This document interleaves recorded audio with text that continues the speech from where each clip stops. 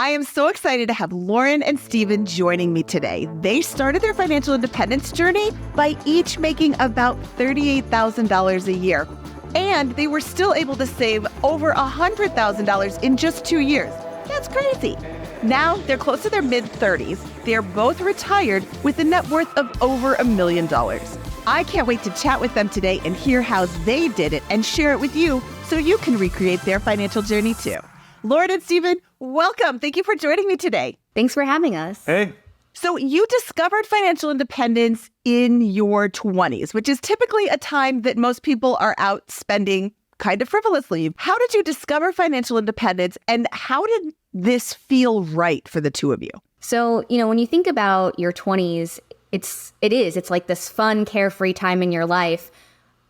But it's also like the time that, for a lot of people, it's the least that you're spending because it's your first salary. You're right out of college. You're used to that ramen noodle lifestyle. And that's kind of how it was for us. We learned about this kind of right after college. So we were still like in student housing because Steven was in grad school. And so it just felt very natural to us as we started making more money to have it kind of piling up and be like, what should we do with this? And that's kind of how we discovered investing and just really kind of dug into learning more about what you can do with money besides spending it. Like she said, we weren't spending very much and we were kind of happy with our lifestyle.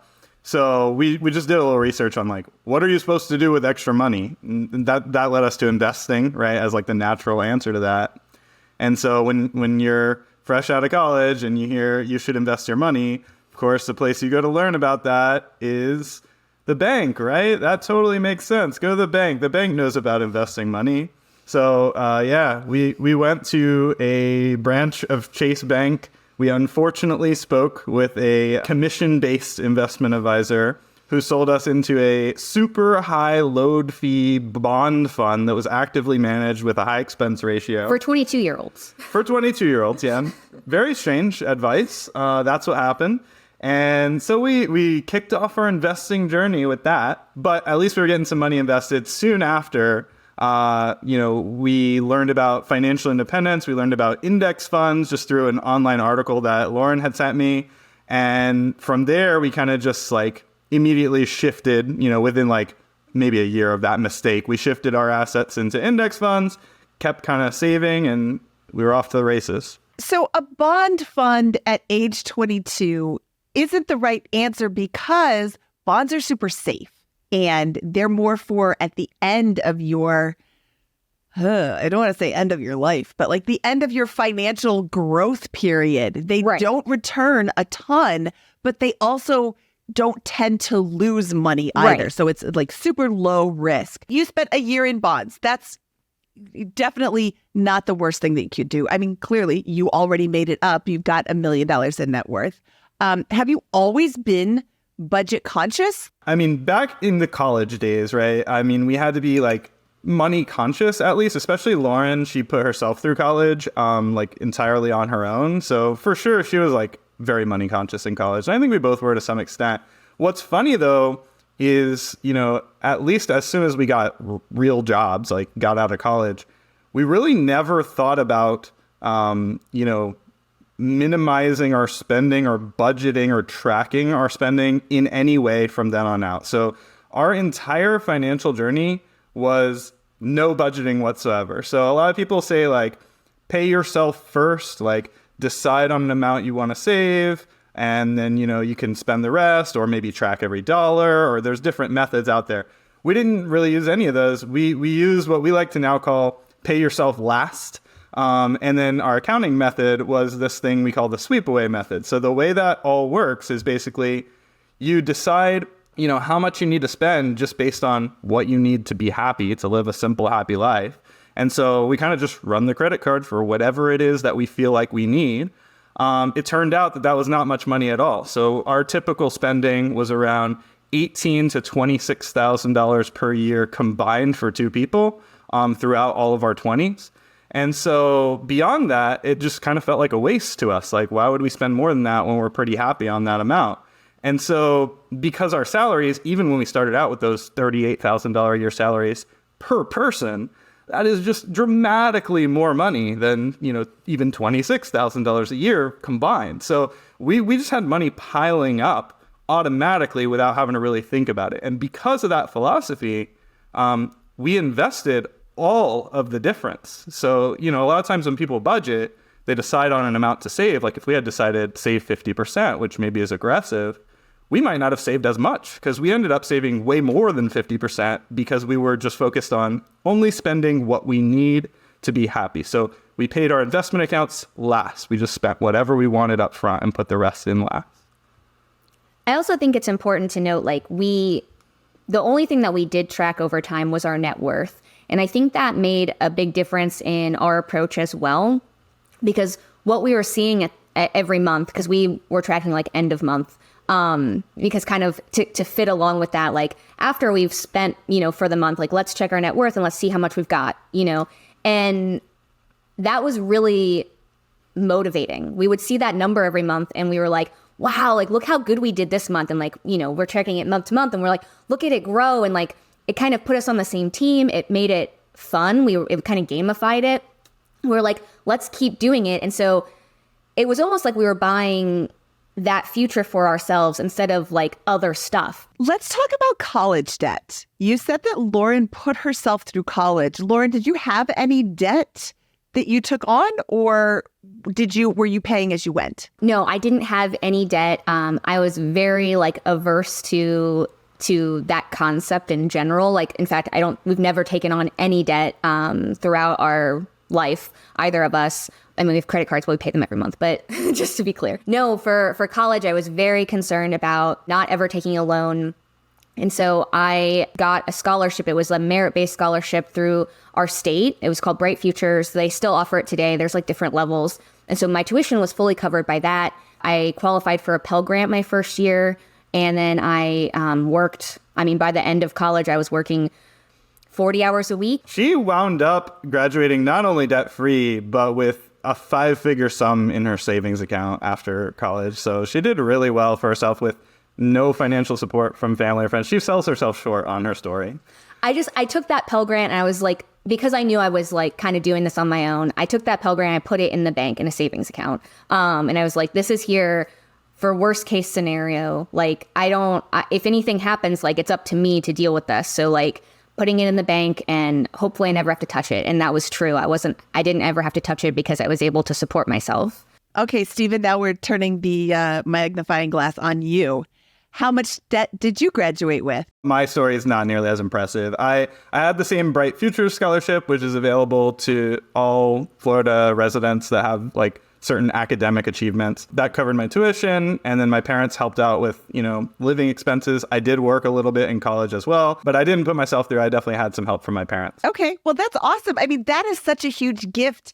I also did not take on debt when I went to college, and I never fully appreciated that gift that my parents gave me until I started talking to people on this podcast about how much student loan debt they had. So during the beginning of your journey, you were being frugal, even though you don't think that you were being frugal, or you may not feel like you were giving anything up. Trips cost money, and your friends want to go out to dinner. Was there anything you felt like you were giving up?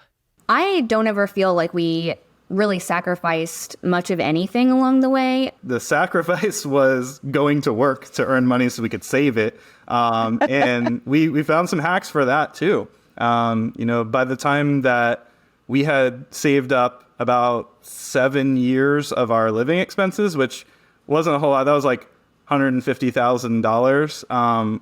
But that was 7 years of living expenses for us at the time.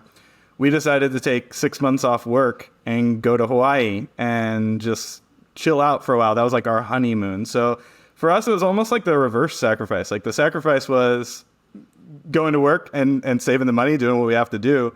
And the spending part was reasonably easy. Even that vacation, we made it basically cost us nothing. We worked 10 hours a week, remote stuff while we were there, paid for itself. We ended up coming home with the full $150K still intact. So just taking breaks along the way was our way out of that. You took a 6-month honeymoon to Hawaii that cost you $0. Yeah, We did. pretty much net zero. Yeah, for sure. Yeah, our lease was up at our apartment, and we were like, what if our apartment was in Hawaii instead? And so we found a 6-month lease there instead of doing like hotels every night. And then we explored from like that home base of an apartment on the island. And then we bought a cheap used car, sold it when we left. Made a profit on the car. Made a profit from the car, actually, $1,000. And we're living there, so we're able to. It's a furnished place. Like we've got a stove, we can cook our own food. It's not like a hotel where you've got a mini fridge. We had a fridge and freezer. We could go to Costco, get good prices on things, and cook at home. And so we went to a few restaurants, but because we're there 6 months, we don't have to go to every restaurant every night. It's you try it, and then we're cooking at home most of the time. So honestly, it was like our kind of cheap lifestyle just in an exotic location for a vacation for 6 months. So it was really, I don't know, easy to do, I think. I think that's a great trade-off. In your 20s, you take a 6-month honeymoon to Hawaii in exchange for not saving any money. But when you come back, your financial position is the exact same. Who wouldn't sign up for that? The crazy thing is we came back and we ended up moving to a lower cost of living area, buying a home in cash. And then the new jobs that we got, because we had quit our previous jobs, they ended up paying significantly more. So job hopping was a big hack. Gave us a big income boost as well. Yeah. And honestly, I think that break provided some amount of like proof of concept. We had set this goal, this FIRE goal. We were every month we're tracking our net worth, seeing the number get closer to that FI number.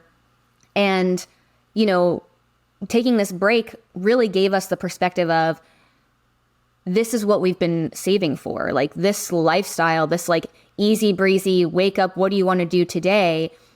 It's totally worth it. And we definitely are doing the right thing. Like it confirmed everything we thought is better than like what we could have imagined. And we came back from that trip like, yes, let's get back to work and let's hit that goal and let's crush it and hit this early retirement. That's kind of what we did. There's so much benefit to job hopping. If you don't absolutely 100% love your job, I'd start looking around. And that's to anybody listening. If you want to make more money, go get a new job, which is kind of unfortunate. And honestly, like having the savings in the bank, I think was a huge benefit too, because it allowed us to find the right jobs. I mean, when we came back from Hawaii, I had an offer for a job making the same amount, like roughly $35,000. And I was like, man, I really wanted to level up with this next job that I took.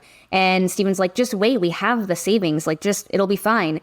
I waited like another month of applying and interviewing, and the job that I took was $50,000. So it can be a huge bump if you have that savings to fall back on. You don't feel so rushed to get another job and it not be worthwhile. Absolutely. I love that. Yeah.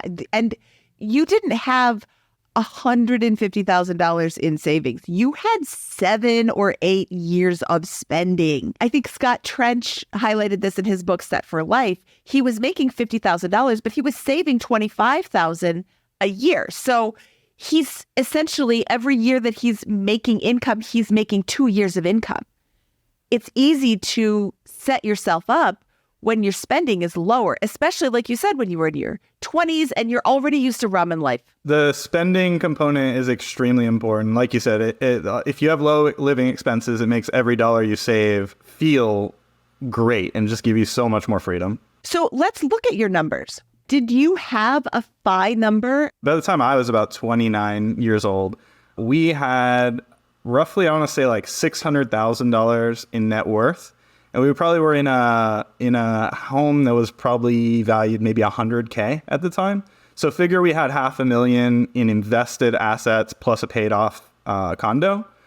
And at that point, that was kind of the point where we felt, we'll call it lean fire. Like we don't have to work anymore because, if you do the math on that, $500K using the 4% rule, like it's a pretty decent chunk of change. And for us with our low living expenses, we were feeling like, yeah, we could live on that, theoretically. And so we felt like we were FIRE at that point.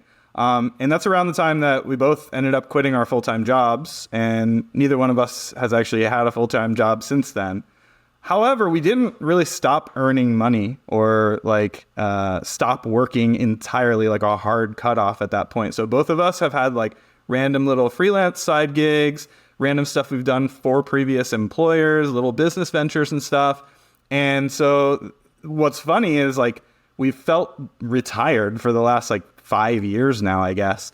And even during that time, our net worth has gone from $600,000 to over $1 million. And we don't really feel like we're working most of the time. We've taken a bunch of like 2, 3, even 1 7-month vacation in that time. So what are you investing in now? We've kind of had the same portfolio, roughly the same few funds that we've invested in all this time. So we're in VTI, B&D is the bond fund. And then what's the international one? I always forget the ticker. VXUS. Yeah. And then the house that we kind of alluded to this earlier, but when we came back from Hawaii, we bought a house in Gainesville. And then we moved an hour and a half away. That property we still have. It's been a rental since we moved out in 2020. That was like purely accidental. We listed it for sale and for rent, and like it just happened to be now we've had the same renter in there this whole time. How does it feel to be retired? Was it scary leaving your W-2 job? It definitely was not scary leaving our jobs. It's something we kind of practice. You know, with that Hawaii trip, we practiced leaving our jobs and not worrying about it. Oh, we have 7 years of expenses in the bank. By the time you get to where you have 15, 20, 25 plus years of expenses in the bank, it's just not scary at all anymore. So there definitely wasn't like a fright level to it. But we've had kind of an interesting journey along the way. So for the first like 4 years or so of our, retirement, we were like vacationing a lot, traveling a lot. We spent 7 months going to every national park in the US. We spent 2 months traveling to a bunch of Canadian national parks. Just last year, we were in Australia for 3 months. We like to do multi-month vacations. We do tons and tons of stuff like that. What is your biggest FI takeaway that you would like to tell the audience? I feel like we touched on it a little bit earlier, but honestly, keeping your spending low is huge. Not only does it help accelerate your savings, but then that number that you're saving toward also doesn't have to be as high if you're happy with that level of spending. So I feel like keeping your expenses low is like a superpower. It helps you, be freer sooner, I feel like. Yeah, really, to anyone who wants to pursue financial independence, the number one advice we could possibly give is keep your spending in check, keep your big 3 in check, your housing, your transportation, and your food. And if you do that, no matter what your job is, you're naturally just going to save so much more. So for us, high income would have been great. But the truth is, throughout saving that entire first $1 million, we started out around $38,000 a year each. And neither one of us ever exceeded 6 figures. We never hit a 6-figure salary. And we were still able to save $1 million by our early 30s. So low spending is the key. Okay, Lauren and Stephen, thank you so much for your time today. This was so much fun, and it's always good to chat with you. Where can people find you online? Yeah, so our website is tripofthelifestyle.com. We've got really deep dives into our spending, our trips, everything like that, all on our blog. And then we're also on all the social media platforms, Instagram, Facebook, TikTok, YouTube, as Trip of a Lifestyle. I love it. Definitely go check out their social media and see all of the fabulous trips that they've been on. Stephen used to be a photographer. I bet there's some good pictures. Thank you. Thank you. And if you like this video, please click a thumbs up. And don't forget to subscribe to this channel for more inspiring fire stories just like Stephen and Lauren's. Thank you so much for listening. This is Vinnie Jensen signing off.